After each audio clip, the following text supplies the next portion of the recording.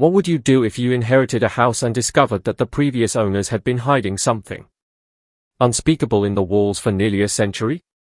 Today, we're diving into one of the most disturbing family secrets ever uncovered in American history. This is the story of the Durham family of Millbrook, Connecticut, and the horrifying discovery that would shake a small New England town to its core. But before we begin, I need to warn you. This story contains elements that some viewers may find deeply disturbing. What the Durham family concealed behind those walls defies explanation, and the truth they tried so desperately to bury would ultimately consume them all. If you're sensitive to discussions of violence against children or ritual murder, you may want to stop watching now. For everyone else, prepare yourself for a journey into one of America's darkest family secrets. Meet Sarah Collins, a 28-year-old freelance journalist from Boston who specialized in writing about historical mysteries and unsolved crimes. She had built a modest reputation investigating cold cases for true crime magazines, but nothing in her career had prepared her for what she would discover on October 15, 2019, when she inherited something she never expected. A massive Victorian mansion from her great-aunt Margaret Durham, a woman she'd only met twice in her entire life. The first meeting had been at Sarah's college graduation in 2013. Margaret had appeared out of nowhere, an elegant elderly woman with piercing blue eyes and an unsettling smile. She'd congratulated Sarah on her journalism degree and made an odd comment that would stick with her for years. The truth has a way of finding those brave enough to seek it, dear. Remember that. The second and final meeting was at Margaret's funeral just 2 weeks before Sarah received the inheritance papers. Margaret Durham had been the last surviving member of one of Millbrook's oldest and most influential families. The Durhams had built their fortune in the textile industry during the late 1800s, constructing their sprawling estate on Elm Street in 1887. The three-story Victorian mansion sat on 12 acres of prime Connecticut real estate, complete with servant quarters, a carriage house, and elaborate gardens. That had once been the pride of the community. For over 130 years, the family had lived in that house, wielding considerable influence over the small town's economy and politics. The Durham textile mill had employed nearly half the town at its peak. And even after its closure in the 1960s, the family's wealth continued to support local businesses and charities. Margaret's death left the house empty for the first time since its construction, and with it the end of an era that few in Millbrook were sorry to see conclude. Sarah had planned to sell the property immediately.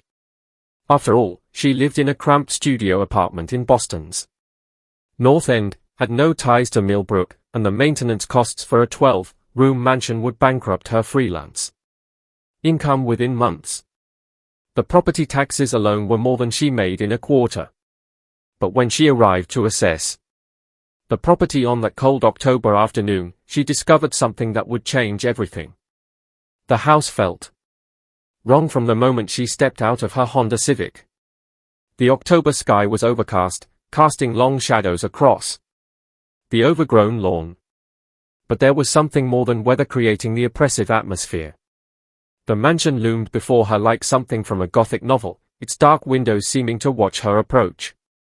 The realtor had warned her that the house had been empty for months, that Margaret had lived alone in her final years with only a part-time caretaker, but nothing had prepared her for the overwhelming sense of malevolence that seemed to emanate from the very walls. The house felt wrong.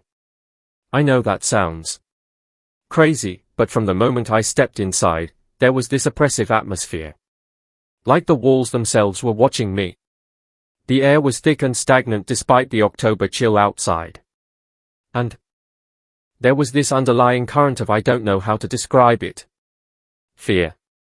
Guilt, and the smell. God, the smell was awful. Like something had died and been left to rot, but also something chemical, medicinal. It made my stomach turn. The interior was a time capsule of wealth and decay. Heavy velvet curtains, blocked most of the natural light, casting the rooms in perpetual twilight. Dust sheets covered most of the furniture. But what Sarah could see spoke of a family that had spared no expense in their decorating. Persian rugs, crystal chandeliers, and oil paintings in gilded frames adorned every room. But there was something off about it all.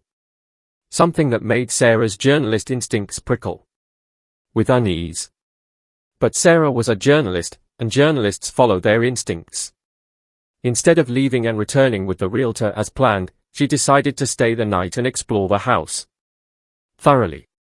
She'd brought a sleeping bag and camping supplies, thinking she might need to stay overnight if the assessment took longer than expected. It was a decision that would haunt her forever, but would also expose a truth that had been buried for nearly a century. Sarah's exploration began on the first floor, where she found the typical rooms of a grand Victorian home, a formal parlor with floor-to-ceiling bookshelves, a dining room that could seat 20, a kitchen that had been updated sometime in the 1950s, but retained its original massive cast-iron stove. But it was in the study that she found her first clue that something was amiss. The desk drawers were locked, but one had been forced open recently, its contents scattered among the papers. She found correspondence dating back decades, all addressed to the keeper, and signed with various initials rather than full names. The letters spoke in coded language about deliveries and ceremonies and the continuation of traditions. One letter dated 1994 was more explicit. The Thomas arrives next month. All preparations have been made according to the ancient protocols. The family is eager to proceed with the harvest. Sarah photographed everything with her phone, her hands shaking as she began to understand that she had stumbled onto something far more sinister than a simple inheritance. The second floor contained the bedrooms, and it was here that Sarah made her most disturbing discovery yet. Family portraits spanning 5 generations lined the hallway, but with one peculiar detail that made her blood run cold. Every single portrait going back to the 1880s showed families with an odd number of children. But in each photo, you could see faint outlines like someone had been deliberately removed from the pictures, cut out, erased. The missing figures weren't random. In every single portrait, it was always one child, always appearing to be between the ages of 12 and 16, and always the family members remaining in the photos had the same expression, a mixture of grief and guilt that seemed to transcend the limitations of photography. But there was something else in their eyes, too. Something that chilled Sarah to the bone. Satisfaction. As if they had gained something from the missing child's absence. She spent hours examining each portrait, taking detailed photographs and notes. The earliest showed Jeremiah Durham, the family patriarch, with his wife Constance, and their 4 children. But the outline of a 5th child was clearly visible, carefully cut away with surgical precision. The pattern continued through every generation. Children removed, families incomplete. And always that same expression of guilty satisfaction on the surviving members' faces. It was on the 3rd floor in what appeared to be a child's bedroom that Sarah made her first significant discovery. The room was different from the others, more recently maintained despite its obviously aged decor. The wallpaper was a cheerful pattern of sailboats and anchors clearly chosen for a young boy, but the overall atmosphere was deeply unsettling. While examining the walls more closely, she noticed a section near the window that seemed slightly different, less faded, as if it had been replaced more recently than the rest. I pressed against it, and I could feel it give way slightly.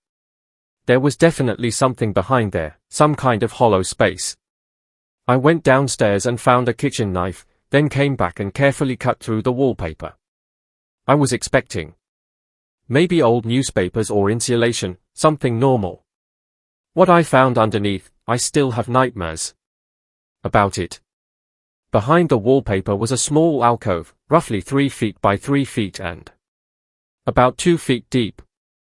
And inside that alcove was a collection of items that told a story no family should ever have to tell.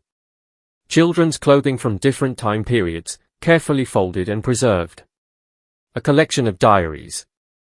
Dating back to 1926, their leather covers worn but still intact. And most disturbingly, dozens of photographs showing children who appeared to match the missing figures from the family portraits downstairs. The clothes were in perfect condition, preserved somehow against the ravages of time. There were knickers and suspenders from the 1920s, dungarees from the 1940s, bell-bottom jeans from the 1970s, and more modern clothing from recent decades. Each set was carefully labeled with dates and a name, Thomas. And the diaries, they all had the same name written inside the cover in different handwriting styles, Thomas. But they spanned decades. Thomas from 1926, Thomas from 1941, Thomas from 1967. Thomas from 1984, Thomas from 2003. Sarah sat on the floor of that child's bedroom, surrounded by the evidence of something impossible. How could someone named Thomas have been writing diaries for over 80 years? And why had the Durham family been hiding these belongings? As a journalist, she knew she had to investigate further, but every instinct was screaming at her to leave immediately. The house seemed to be pressing in on her, and she could swear she heard footsteps in the hallway, though she knew she was alone. Fighting her fear, she opened the oldest diary, dated 1926. The handwriting was that of a child, careful and precise in the way that suggested formal education. The diaries revealed a pattern that was both impossible and terrifying. Each one told the story of a boy named Thomas who lived with the Durham family for exactly 1 year from his 12th birthday until his 13th, March 15th. 1926, today is my 12th birthday, and the Durhams have welcomed me into their home. They say I'm part of the family now, but Mother and Father warned me never to tell anyone where I came from. They say it's for my own protection. Mr. Durham gave me this diary and said I should write in it every day to record my thoughts and experiences. He says it's important for the family history. The entries that followed painted a picture of a family that was loving and caring but with strange rules and rituals that the children were expected to follow without question. The boy wrote about lavish meals, expensive clothes, tutoring, and subjects that seemed advanced for his age. But there were also disturbing elements that became more apparent as Sarah read deeper into the diary. March 28, 1926. We're not allowed in the basement. Mr. Durham says there are dangerous chemicals down there from his textile work, but I heard strange sounds coming from down there last night, like chanting or singing. Mrs. Durham makes me special meals different from what the other children eat. She says I need to stay strong and healthy. She also gives me these bitter pills every morning that make me feel strange and drowsy.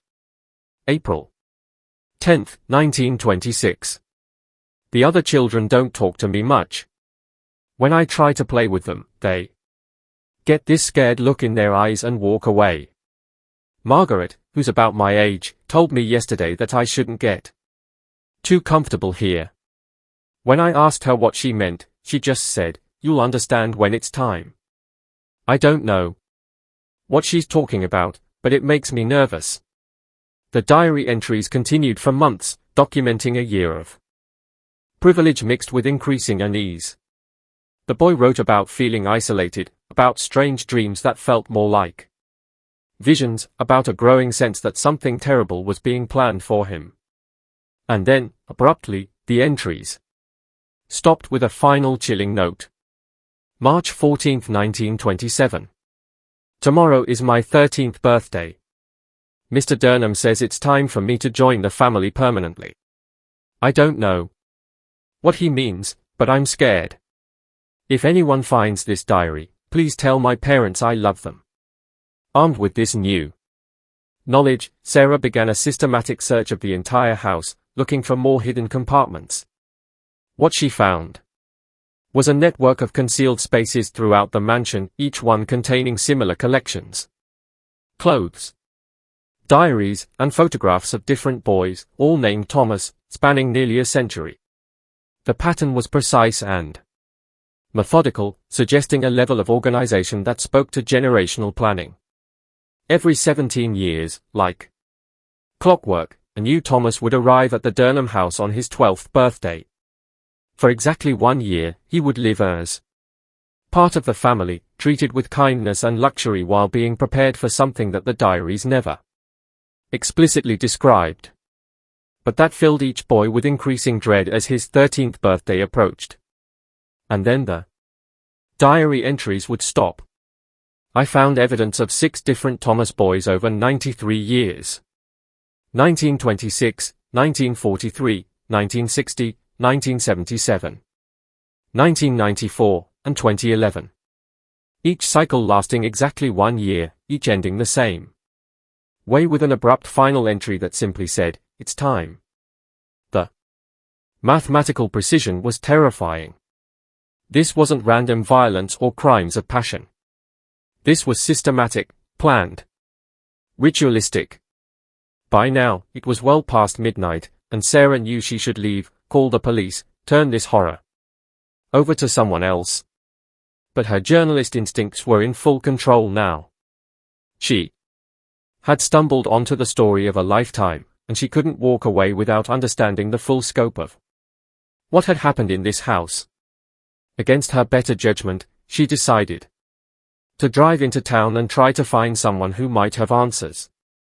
Desperate for answers, Sarah drove into Millbrook proper as the sun was rising, hoping to find an early opening diner or coffee shop where she might strike up conversations with locals. What she discovered was a town that had been keeping the Durham family secret for generations, and whose residents seemed genuinely afraid to discuss anything related to the family. The first person she approached was Harold Peaton, a 78-year-old man she found feeding pigeons in the town square. When she mentioned the Durham house, his face went pale and he looked around nervously as if afraid someone might be listening. Everyone knew. The whole damn town knew, but nobody talked about it. My grandfather told me his father told him. The Durham, they weren't like other folks. There was something unnatural about them. Something that went back generations. And those boys they took in, well, they came from families who owed the Durhams money.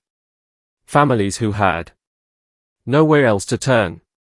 Harold's revelation opened a floodgate of information that painted a picture of systematic exploitation spanning more than a century.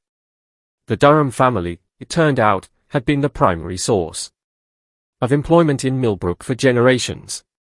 When families fell into debt, which happened frequently during economic downturns like the Great Depression, the economic panics of the 1890s, or more recently the recession of 2008, the Durhams would make them an offer they couldn't refuse. They'd forgive the debt completely, sometimes thousands of dollars. But in exchange, the family had to give up their youngest son when he turned 12. Just for a year, they said, just until he turned 13. The boy would be educated, fed, clothed, and treated like a member of the family. After his 13th birthday, they claimed he would be returned with enough money to set him up for life. And the families, they were so desperate, they agreed. But Harold's story took an even darker turn as he revealed what happened to families who refused the Durhams' offer. Mysterious accidents, house fires, business failures that seemed to target anyone who crossed the family. The message was clear. Cooperation meant survival. Resistance meant destruction. Over the decades, the town had learned to simply look the other way when the Durhams made their periodic requests for temporary guardianship. But Sarah's research revealed something even more disturbing. When she visited the town clerk's office and examined the official records, she found reports of missing children, always boys, always around age 13, always from families that had worked for the Durhams. The pattern went back decades, with reports filed by desperate parents who claimed their sons had vanished without a trace. The reports were filed, but they were never investigated. The sheriff's department would mark them as runaways and close the cases within 48 hours. Every single time I found documentation going back to the 1940s showing the same pattern. A boy would disappear, parents would file a missing person report, and within 2 days, the case would be closed with a notation that the child had run away to seek his fortune in the big city. What made this even more suspicious was that these supposed runaways never contacted their families again, never sent letters or made phone calls, never surfaced anywhere else in the country. In an age before social media, it might have been possible for someone to disappear completely. But the sheer number of cases and their consistent timing suggested something far more sinister than teenage rebellion. Sarah spent the entire day in the town hall photographing documents and building a timeline of disappearances that corresponded exactly with the dates she'd found in the hidden diaries. 6 boys over 93 years, each vanishing just after their 13th birthday. Each disappearance officially dismissed as a runaway case. Despite the protestations of their families, despite every instinct telling her to leave, to call the FBI, and turn this evidence over to professionals, Sarah knew she had to see what the Durhams had hidden in the basement. The diaries all mentioned the basement as forbidden territory, and every investigation she'd ever conducted had taught her that the most important evidence was always found in the places people tried hardest to hide. Using a crowbar she found in the carriage house, she broke through the multiple locks that secured the basement door. The locks themselves told a story. Layers of security added over the decades, from simple padlocks to modern deadbolts to what appeared to be a custom-made steel bar that required considerable effort to remove. Whatever was down there, the Durhams had been very serious about keeping people out. The stairs were steep and narrow, and the smell that had permeated the entire house was overwhelming here at its source. Sarah descended slowly, her flashlight cutting through the darkness to reveal something that would haunt her for the rest of her life. What she found defied every rational explanation. The basement had been converted into something that resembled a combination medieval laboratory and ritual chamber. The walls were lined with stone, clearly added long after the house's original construction. Stone tables with channels carved into their surfaces dominated the center of the room, and surgical instruments from different time periods hung from hooks on the walls like some makeup museum display. There were charts on the walls, anatomical drawings that seemed to focus on the circulatory and nervous systems. And in the center of the room was this massive stone altar, with channels carved into it, leading to drains in the floor. The whole place reeked of death and chemicals, but also something else. Something that reminded me of a hospital operating room. Antiseptic and sterile, but underneath it all, the unmistakable smell of decay. But the most horrifying discovery was a series of journals belonging to different generations of Durhams, carefully preserved in glass cases like precious artifacts. These weren't hidden away like the boys' diaries upstairs. They were proudly displayed on specially built shelves, chronicling a family tradition that had continued for nearly a century. The boy arrived today, Thomas number 6. He is strong and healthy, just as the others were. The preparation year begins now. Father says the ritual must be performed on the anniversary of his arrival, when the moon is dark and the veil between worlds is thinnest. It is the only way to ensure our family's continued prosperity and longevity. The old ways must be preserved. The journals revealed the Durham's belief in a ritual that they claimed would transfer the life force of young boys to the family members, ensuring their longevity and prosperity. But these weren't the ravings of mad men. The entries were methodical, scientific, detailing preparations and procedures with the precision of medical textbooks. They spoke of harvesting techniques developed over generations, of preservation methods that ensured maximum essence extraction. Each journal entry detailed preparations for what they called the harvest, a ceremony that apparently took place exactly 1 year after each boy's arrival. The rituals were described in clinical detail, involving procedures that were clearly designed to slowly drain the life from the victim while keeping them alive as long as possible. The Durhams believed that fear and suffering enhanced the potency of what they were stealing. So, the final ritual was designed to maximize both. But perhaps most disturbing was the way the journals documented the effects of their ceremonies. Each generation of Durhams lived far longer than should have been possible, remained healthy and vital well into ages that should have been impossible for their time periods. The first, Thomas, sacrificed in 1927, had apparently granted the family an additional 20 years of life. The second had renewed this gift, and so on through the generations. Sarah's great-aunt Margaret, the woman who had left her the house, had been born in 1924. According to the family journals, she should have died decades ago from natural causes. But the record showed something impossible. Margaret had somehow lived to be 95 years old, despite multiple family members claiming she looked barely 60 when she died. I started doing the math, and it didn't add up. If the ritual worked the way the journals described, Margaret would have participated in at least 4 of the ceremonies. She would have been there when Thomas number 2 disappeared in 1943, number 3 in 1960, number 4 in 1977, and number 5 in 1994. She would have been an active participant in the murder of 4 children. Hospital records that Sarah obtained showed that Margaret had never been seriously ill, never showed signs of aging-related diseases, and had died peacefully in her sleep with no apparent cause of death. For someone born in 1924, this was statistically impossible. The average life expectancy for women born in that era was around 65 years. And very few lived past 85 without significant health problems. But the most chilling discovery was Margaret's personal journal found in a locked drawer of an antique secretary desk in the basement. The last entry was dated just 3 days before she died and revealed why Sarah had inherited the house. I can feel them calling to me. All the Thomas boys. Their spirits have been growing stronger as I grow weaker. They want justice, and I'm too tired to fight them anymore.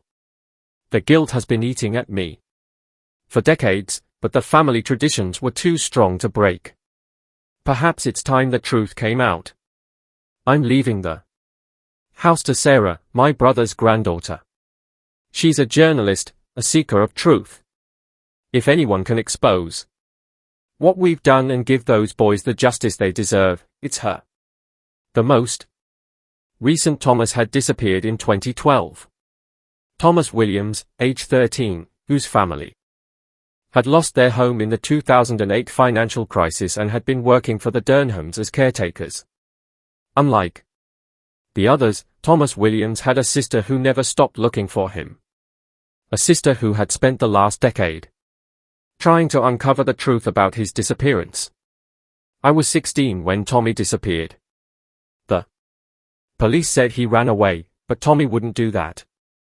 He was scared of the dark. He wouldn't have left on his own at night.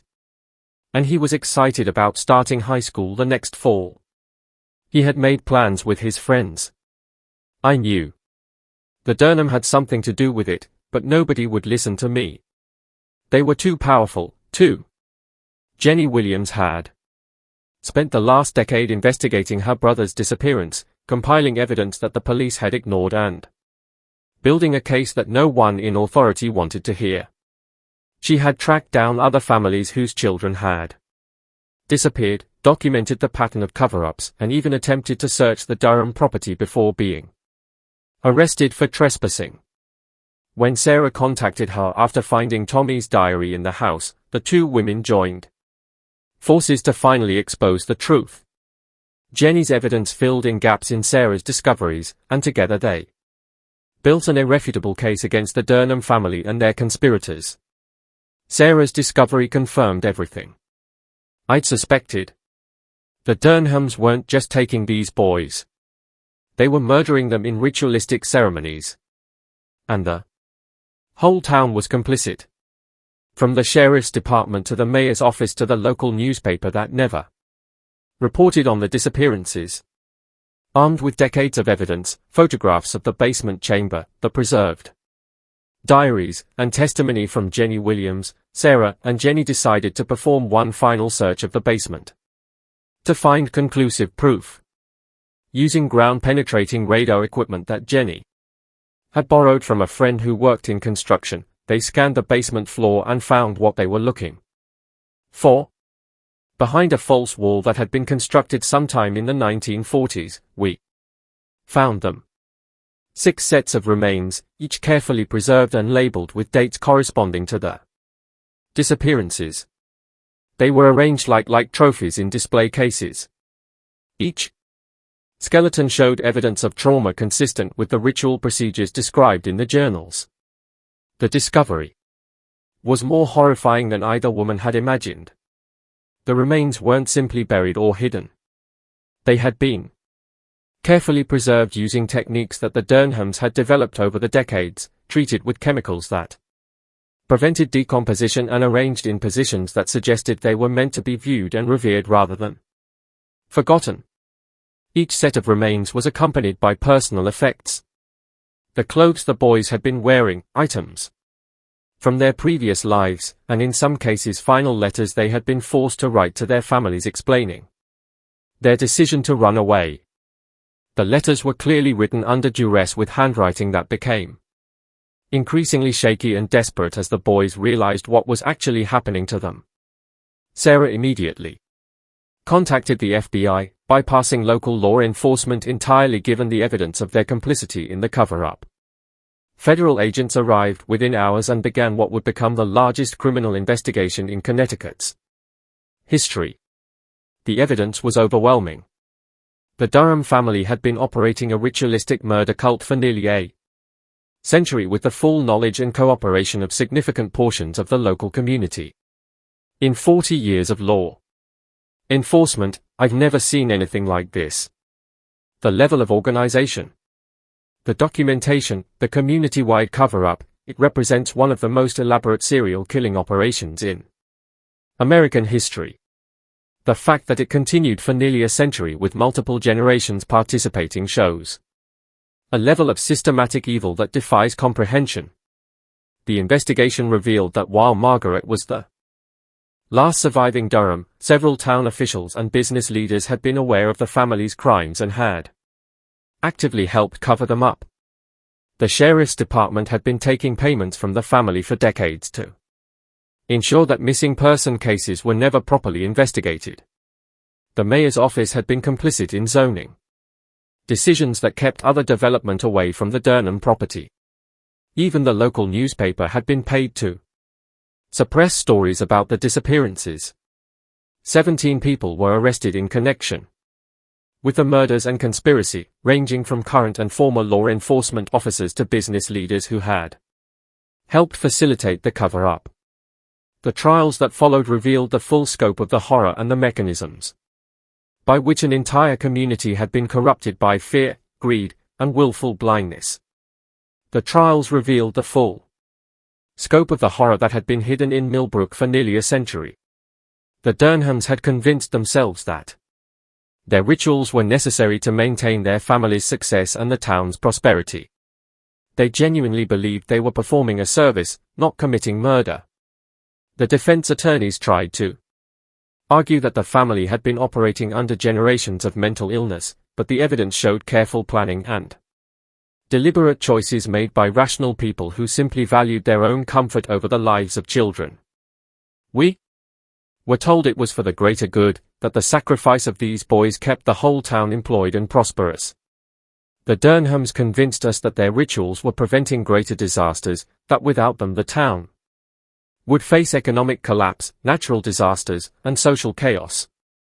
When you're desperate and someone offers you a simple solution to complex problems, you want to believe them. Even when that solution involves looking the other way when children disappear. Harold Peaton's testimony revealed how the conspiracy had been maintained across generations.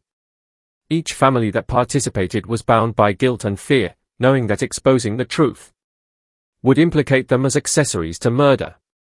The Durhams had created a perfect system of mutual assured destruction where everyone involved had too much to lose to break the silence. Sarah donated the mansion to the families of the victims who decided to have it completely demolished after the investigation was complete. The basement chamber was filled with concrete and the entire structure was raised to ensure that no trace of the horror remained.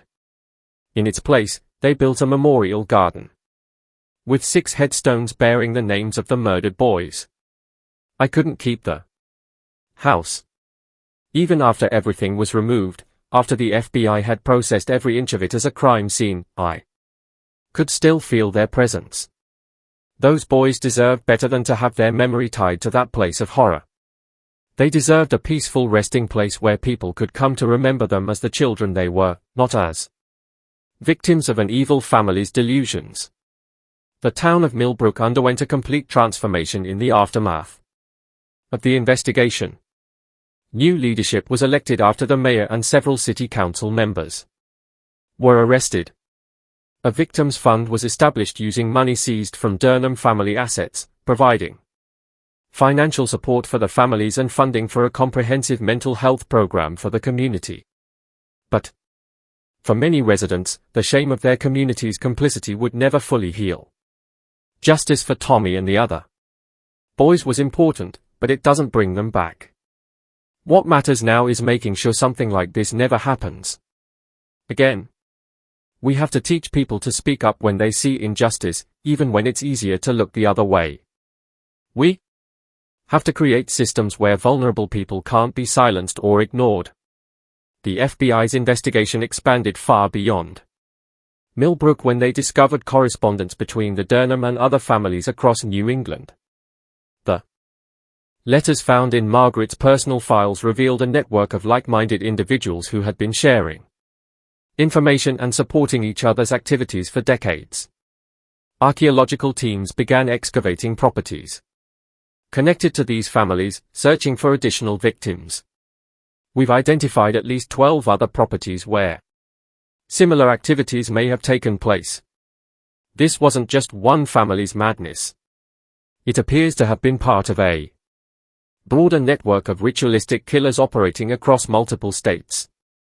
The correspondence shows that these families were in regular contact, sharing techniques and justifications for their actions. The Durham family had been corresponding with families in Vermont, New Hampshire, Massachusetts, and even as far away as Maine and Rhode Island. The letters revealed a subculture that had existed parallel to normal society for over a century, built around the shared belief that human sacrifice was necessary for prosperity and longevity. What we discovered in Millbrook was just the tip of the iceberg. These families had created an entire mythology around their actions, complete with elaborate rituals, sacred texts, and annual gatherings where they would share their experiences and plan future activities. They had books passed down through generations detailing procedures and justifications. They genuinely believed they were part of something sacred, not criminal. The investigation uncovered evidence of similar disappearances in Vermont, New Hampshire, and Massachusetts dating back to the early 1900s. Police departments across New England began reopening cold cases, looking for patterns that matched what had been discovered in Millbrook. The scope of the conspiracy was staggering, involving dozens of families and potentially hundreds of victims over more than a century. Dr. Elizabeth Carter, a criminal psychologist brought in to analyze the case, provided insight into how such a systematic pattern of murder could continue for so long without detection. The Durham case represents a unique form of multigenerational folia plusieurs, a shared psychotic disorder that affected not just the immediate family, but an entire community. The economic dependency created a perfect storm for this type of mass delusion. When people's survival depends on a single family's generosity, they become willing to ignore even the most heinous crimes. Dr. Carter's analysis revealed how economic desperation had made the town vulnerable to the Durham's influence. During economic downturns, when families faced losing their homes and livelihoods, the Durhams positioned themselves as saviors while simultaneously being the source of the community's problems. This created a cycle of dependency that made resistance nearly impossible. The most disturbing aspect is how the rituals became normalized over time. Each generation was raised to believe that these murders were not only acceptable but necessary. Children grew up knowing that certain boys would disappear and they learned not to ask questions. It shows how easily moral boundaries can be eroded when they conflict with survival instincts. Interviews with arrested conspirators revealed a common psychological pattern. They had convinced themselves that the boys weren't really being murdered, but were being transformed into something greater. This delusion allowed them to participate without feeling the full weight of their guilt, creating a mental framework where they could see themselves as participants in something sacred rather than accessories to murder. News of the Millbrook discoveries sent shock waves through small communities across New England. Police departments began reopening cold cases involving missing children, looking for patterns similar to what Sarah had uncovered. The revelation that an entire town could be complicit in serial murder for nearly a century forced law enforcement agencies to reconsider how they investigated disappearances in small economically dependent communities. We've identified at least 30 unsolved disappearances that match the Millbrook pattern. Boys between 12 and 14 from financially struggling families, all reported as runaways with minimal investigation conducted by local law enforcement. We're treating each case as a potential homicide now, and we're bringing in federal resources to ensure that local politics can't interfere with the investigations.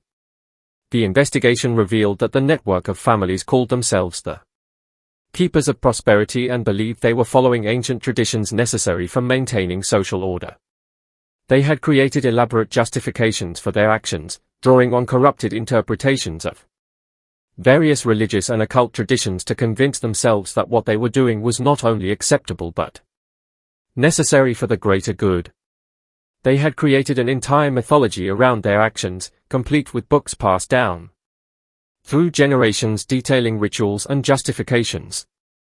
They genuinely believed they were part of something sacred, not criminal.